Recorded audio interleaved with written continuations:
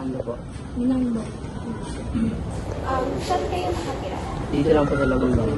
Dito lang sa Daran na Dito. sa loob ng bayan. Apo. Ilang taon? 16 po. Nagpo-14. Nakapag-aral ba kayo or nag-stop kayo sa pag-aaral? Kapag-stop po. Anong grade? Ako po grade 4. Grade 5 po. Ano yung dahilan? Bakit kayo nag-stop sa pag-aaral? Kulang po sa gamit po. School supply. Apo. Meron ba kayong pamilya? Meron po. Pero iniwan po kami dito. Kumbaga, same lang kayo ng situation, pero magkakahiwalay lang kayo ng lugar. Apo. Ano ang mga bagay na gusto mong matutunan kung may pagkakataon kang makapag-aral? Marami po eh. Hindi ko po masabi. Like, gusto mo na matutunan? Ano yung mga bagay na gusto mong matutunan kung may pagkakataon kang makapag-aral? O ano yung ambition mo sa future? Future po. Kung ano pong maging anak. O kung ano gusto mong magiging? Wala ko pong mag-doctor eh. Dami ko naisip eh. Ito pa mapag-isipan. Pwede magnanakaw. Ang dami ko naisipan eh.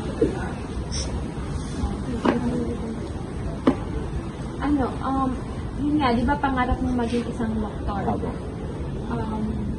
Paano mo ito may sasakot tuparan kahit hindi ka nakapag-aral? Parang paano mo siya makukuha? Honest. Through eyes? Parang gusto niya pa rin mag-aral. Hindi ko pa masasagot ko eh. Ang dami ko pong pinag-iisipan eh. Ano na ba yan? Ano pa? Ano ang pinakamahirap na bagay na naranasan mo dahil sa hindi pag-aaral? Paano mo ito nalagpasan? Bully. Sa akong bully. Ignore lang. Baliwala lang kung ano yung nararanasan ko. Kasi nabubuli ka din? Bully, gano'n. Dahil sa, ba't kayo nabubuli?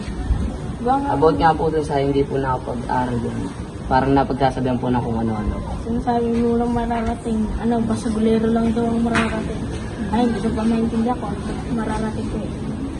Nag-investigation. Mayroon ka bang mga taong sumusuporta sa inyo sa kabila ng inyong sitwasyon? Meron po. Meron po. Ito. Dito po namin yun. Paano ka tinutulungan ng tito? Paano kayo natutulungan? Sa pagkain po. Kaya naman kayo supply. Ato. Ano ang inyong mga natutunan sa buhay sa kabila ng hindi pag-aaral? Pag sumuko, Tsaka, madami natutunan sa galakay sa paaralan. Parang ano ba? may ano po kasi school na Yung mga nasa school po, wala sa galaan. Sa lansangan po ba? Mga sinasayang bad influence yung kaibigan, pero parang sinasabi lang nila para lumayo kayo sa tsaka mag-aral. Ayun, may sasagot din siya. Sige, ikaw. wala po. Ano ang mga bagay na nagpapasaya sa inyo sa araw-araw? Simple lang. FB. Bagay Walsag yan. Ay, bukod doon, yung iba na yung simpleng bagay lang. Oo, katulad yung nakita natin sa iyo kanina. Tsaka galaga Sa na. ibang vendor. Tapos, pag natulong ako sa vendor, nabuburaot ako. May kapalit.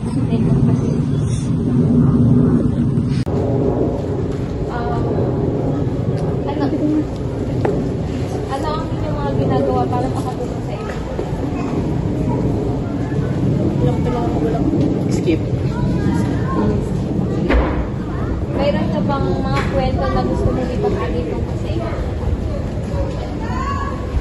Maba po eh. Konti lang. Pwede naman pwede lang. Or ano rin mo gusto mo sabihin? Ikaw dyan. Skip na lang po.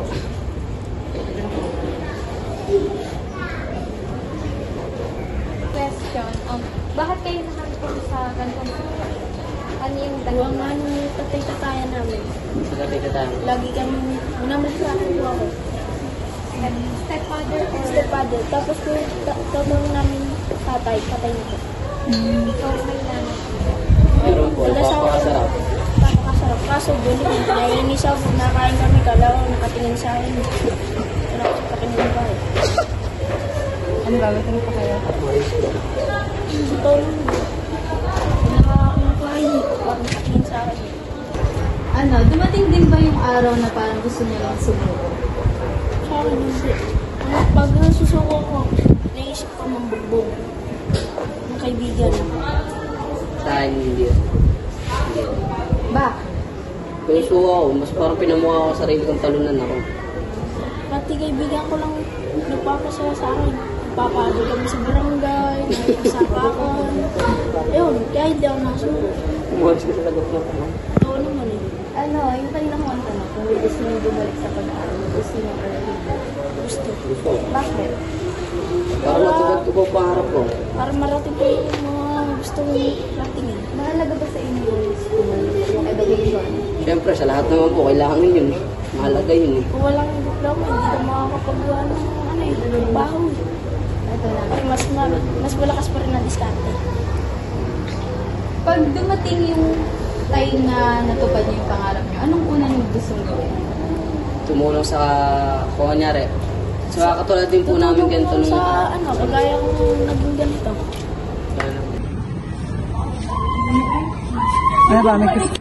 Ano yung mga ginagawa niyo para makasurvive sa pang-araw-araw? Alam, didiskarte ako ng pera. Paano? Kapagin. Ikaw? Ano? Ayan. Wala ka ba isa? Hindi, sige, okay lang. Okay lang. Hindi naman, Oo, okay lang. Sa ano po? Hindi, okay lang. Okay lang. Hindi mahuhus ka pa. Guys, Sa ano lang po, bakla po. Parang nakikain po ganun. Tapos binibigyan-bigyan lang po. Okay. ano yung message nyo para sa mga batang nag-aaral ngayon pero nagpapariwara lang? Sarap sa pakin. Tatangan nila. Bakit? Binigyan Sa akin yung opportunity yun, pagsisikapan kong gusto yun. Binigyan na sila ng oportunidad na gawin yun eh. Pinapakawalan pa nila sa sarili ng kamay. Tama sila. Tumapit yung gabi, saan kayo natutulog? Ganda. Kung okay lang, kung pwede ipakita. No problem.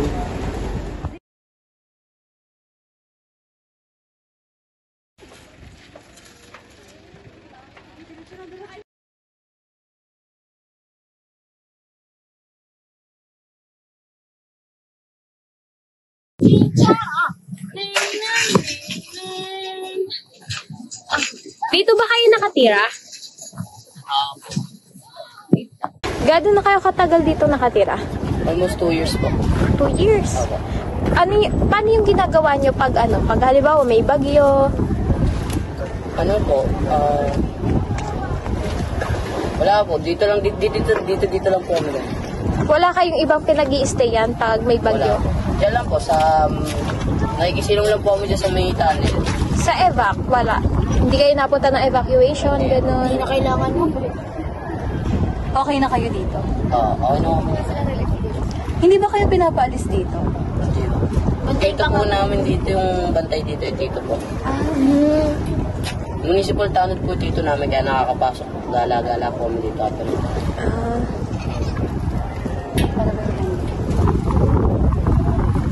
Pati nagro-robing din po kami dyan paggabi. Gawa nga nung... Diba? Nandiyan sa likod ng stage. Viva Max.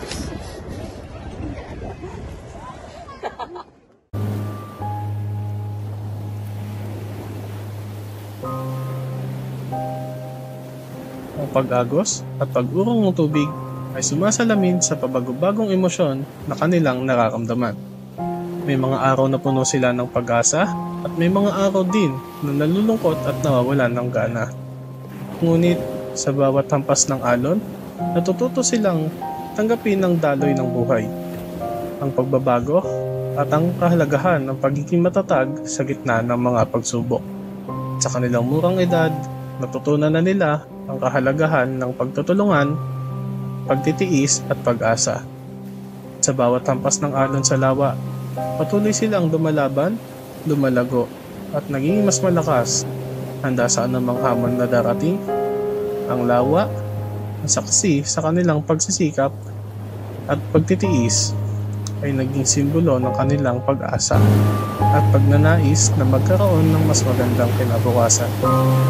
Paglubog ng araw sa ibabaw ng lawa, ang mga kulay na nagbabago sa kalangitan nagpapaalala sa kanila na kahit gaano kadilim ang kanilang sitwasyon,